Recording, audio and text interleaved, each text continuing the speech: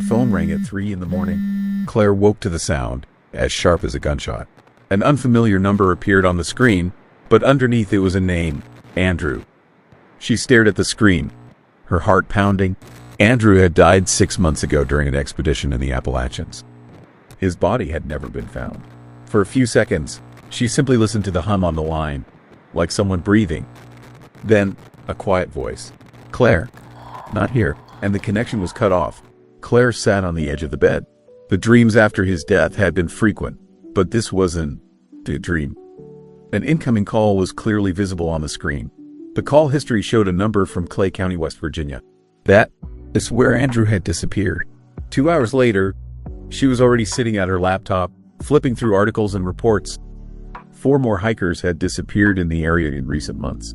Police attributed it to the weather, avalanches, and bears. But Claire knew Andrew feared only one thing: fog. He always said that in the Appalachians, the fog breathes. By morning, she already decided she was going there. Not for answers, but for confirmation that she wasn't too crazy. The road into the mountains was long and eerily empty. The radio was losing signal, and only the occasional house glimmered among the trees. When she entered the town of Harper's Notch, the sun was already setting behind the mountains, casting a cold blue light over everything. At the entrance stood a sign, "Welcome to Harper's Notch. Population 241. The numbers were erased, as if someone had tried to rewrite them several times. Claire stopped at the old Whisper Pines Motel. The reception was empty.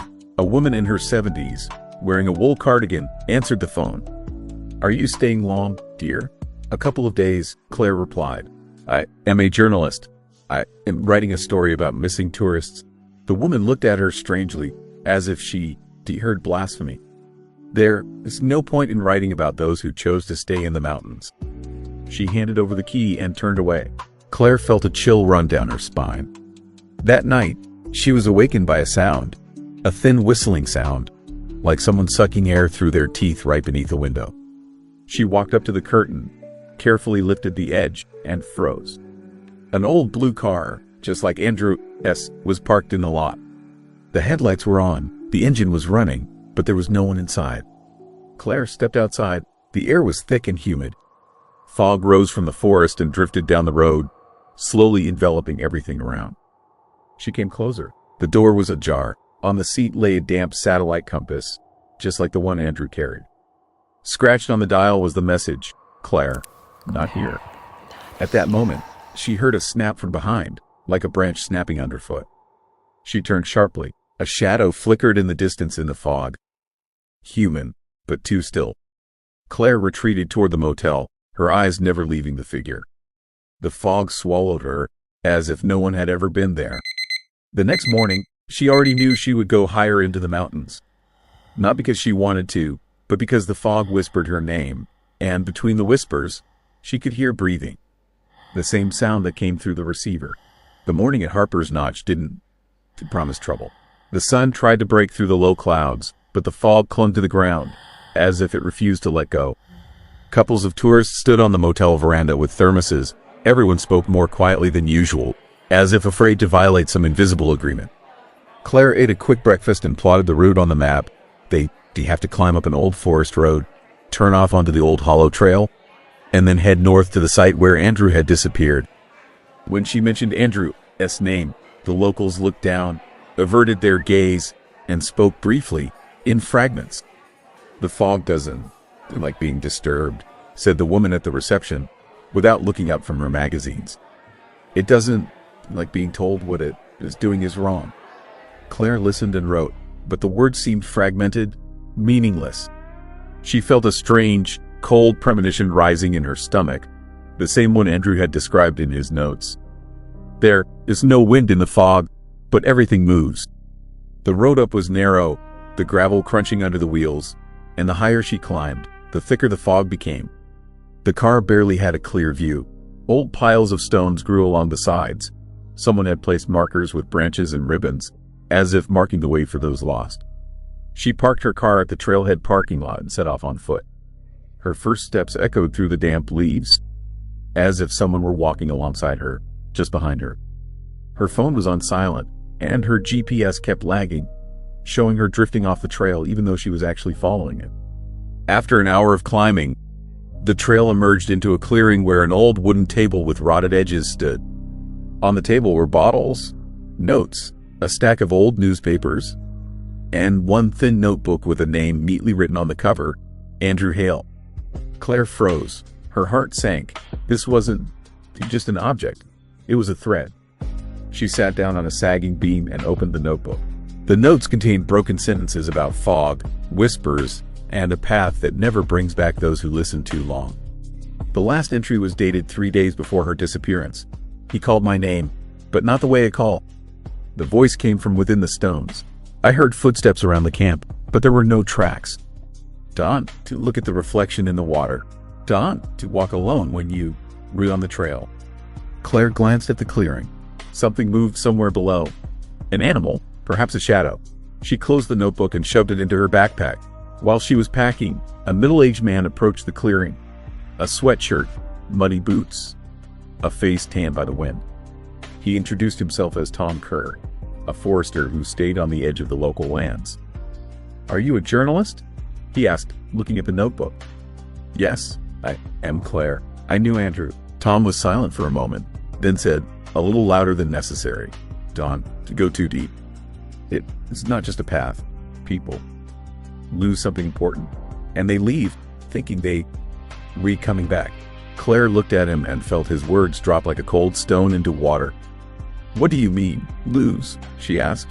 "I've seen those who came back," Tom said. "The wrong ones came back. There is hunger in their eyes. It's like they re-listening to something no one else can hear."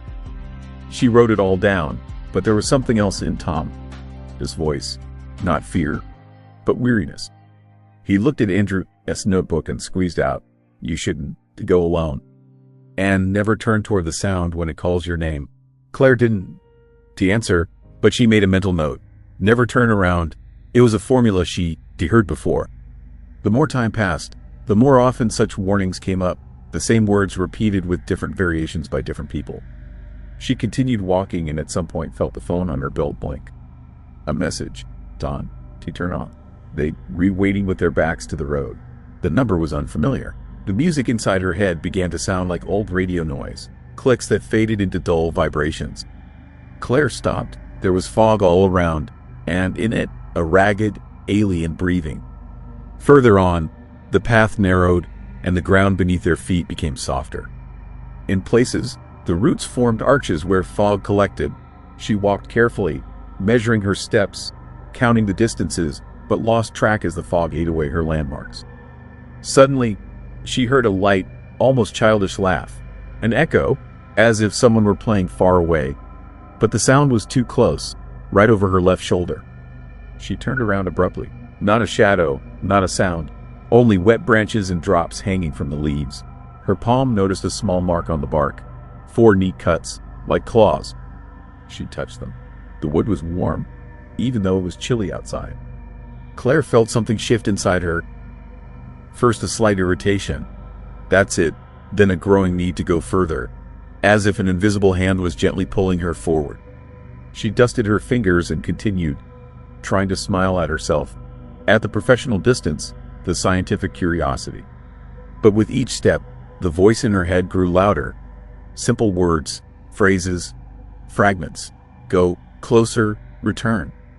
By mid-afternoon, the trail emerged at an old bridge over a stream.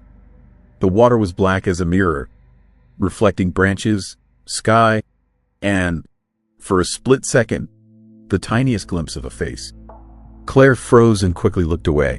In her notebook, there is a series of notes. Don't look at reflections. Don't answer the call. Fog is not emptiness. She knew she was tired.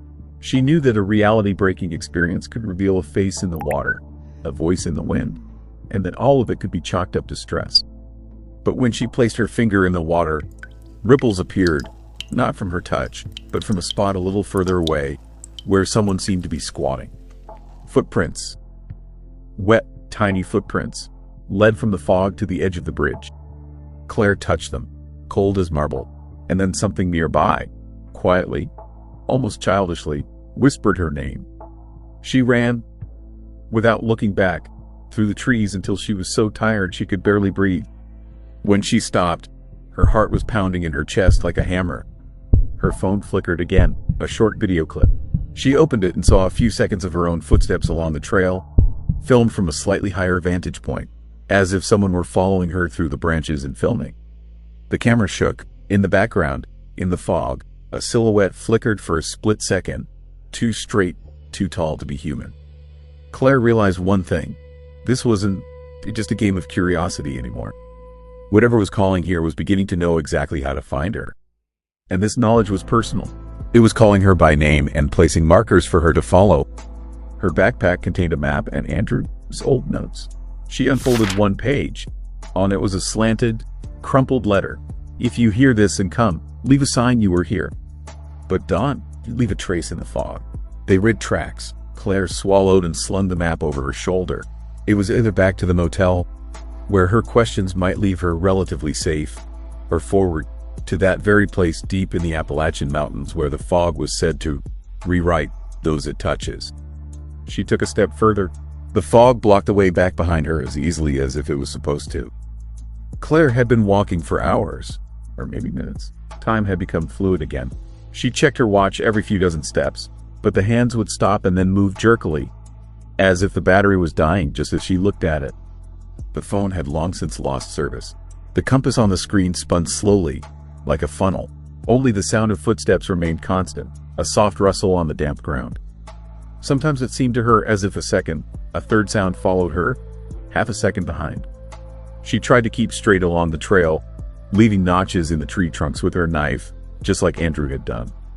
But an hour later, she noticed that one of her own marks had appeared ahead, even though she clearly remembered leaving it behind. The air was thick, almost viscous. When she inhaled, her lungs seemed to fill with steam. Everything in the forest seemed faded. The colors were gone, leaving only a gray-green palette. At a turn in the trail, Claire came across an old campsite, 2 tents, partially crushed, the tarp torn. Nearby lay a tin can with a faded sticker, Harper's Supply Co. Inside the tent were sleeping bags and a plastic cup. The cup held water, clear as freshly poured. She looked down. A clump of human hair lay at the bottom. Claire's fingers tightened. She took out her notebook and wrote, "The path never ages. Things never rot. Everything looks as if someone just left." An old GoPro camera lay next to the tent. Claire turned it on. Surprisingly, the battery was still working. A blurry video appeared on the screen. Nighttime footage, shaking hands, breathing. A man, this voice, "We can find a way out. The map doesn't match reality. Do you hear that?" A woman, this reply, barely audible. "It is calling my name." Claire froze. In the next shot, the camera panned, and a woman could be discerned in the lens. Its reflection, a figure with short hair, a thin face, and pale skin. She looked almost like Claire herself. The video cut off. The screen went black. The fog thickened, and now it seemed as if the light was coming not from above, but from below, from the ground, from the thin cracks between the roots. A sound like a distant bell rang out from the depths, but muffled, as if it were coming from inside the ears rather than from outside. She moved on, each step echoing faintly. A few minutes later, the path led her to a clearing where a wooden sign stood. Engraved on it, "Welcome to Whisper Pines." She blinked. Whisper Pines, the name of the motel where she spent the night. Only now the sign stood in the middle of the forest, and underneath it hung a key, number 7, her number. Claire slowly removed the key, and for a moment the air smelled of coffee, dust, and soap from the motel bathroom. Her breath hitched. She stepped back. The ground crunched beneath her feet, revealing a piece of tile, like a floor. White, cracked, she lifted the edge of the moss, revealing a piece of carpet. And beneath that, smooth linoleum, exactly like the one in the motel hallway. The world was layered, as if the forest were superimposed on another space. Claire dropped to her knees and ran her hand over the surface, cold but smooth. And at that moment, a dull sound came from under the tiles. Thump, thump, thump, even, measured, like footsteps. She screamed and pulled her hand back, but the sound didn't stop. It continued to come from below, as if someone were slowly walking across the floor beneath her. Claire ran. The forest stirred. The trees seemed to turn their branches toward her. The fog no longer stood like a wall. It was moving. Slowly, spiraling, as if someone inside it were exhaling and inhaling. She ran to a fork in the road and stopped abruptly. A man stood before her, a man wearing a hiking backpack. His face was familiar. Andrew. He stood motionless, staring at the ground. Andrew. Claire breathed. He slowly raised his head. His face seemed right, but his eyes were empty. No light reflected within. Claire, he said quietly. Don, to go any further. I thought I was back. But I am still there. She took a step toward him, but his figure seemed to falter, distorting like a reflection on water. Where is there? She asked. He bowed his head. Where the fog breathes, where time is lost. For a second, his features became human again. Tell them not to look. After these words, he crumbled into ashes. Claire stood, trembling. The wind had died down. The path was empty again. She looked down and saw footprints in the ground. Small, damp, leading away from her. Claire exhaled slowly. She wrote her last words in her notebook before the lantern began to flicker. I went to look for Andrew. But maybe the trail is looking for me. Claire walked until the fog became part of the air. It no longer surrounded her. It lived within her. Every breath left a chill in her lungs. Every exhalation melted, as if dissolving not into space, but into the very fabric of the night. She had no idea how much time had passed. There was no sun, no moon, only the occasional glimmer, like the reflection of headlights. But there couldn't be any cars here. At some point, the forest parted, and the Whisper Pines Motel stood before her again. It looked slightly different. The roof seemed sagging, the sign swayed, and the Aryan Whisper was flashing red. Claire stopped. No, she whispered. This can be. But the building was still there. There were 7 windows on the second floor. Her room number was 7. The door was ajar. A light was on inside. She took a step. The creaking of the boards echoed loudly, as if no one had stepped inside for decades. The reception area was empty. A magazine rack, a telephone, a stack of old newspapers. On the cover was a date Claire couldn't make out. The numbers were faded. Only 2 visible numbers. 19. She climbed the stairs. Every step sent vibrations through her body. On the second flight, it seemed as if someone was walking toward her, but it left no sound or shadow. Door number 7. She touched the handle and felt a warmth, as if someone had just been standing there. The room looked exactly as she remembered. Suitcase, mirror, bed. Only her notebook was lying on the bed, open. On the last page, in large, uneven letters, was written, "If you see this, leave while you can." She slowly retreated, but the mirror on the wall trembled like the surface of water. And it wasn't her reflected in it. In the reflection, a woman stood closer to the bed, her hair tousled, her skin grayish, her eyes empty. She moved her lips, and Claire heard her own voice. "You were already leaving, weren't you?" Claire turned around sharply. No one there. When she looked in the mirror again, her reflection had returned to normal. Only now, behind her, she could see the open door, though she was sure she closed it. The sound of the television came from downstairs. That same hissing, flickering, static noise. She came down. An old round-screen television sat on a table in the hallway. The image was jittery. White noise, lines, short flashes. Claire stepped closer, and for a split second, she flashed across the screen. Same clothes, same pose.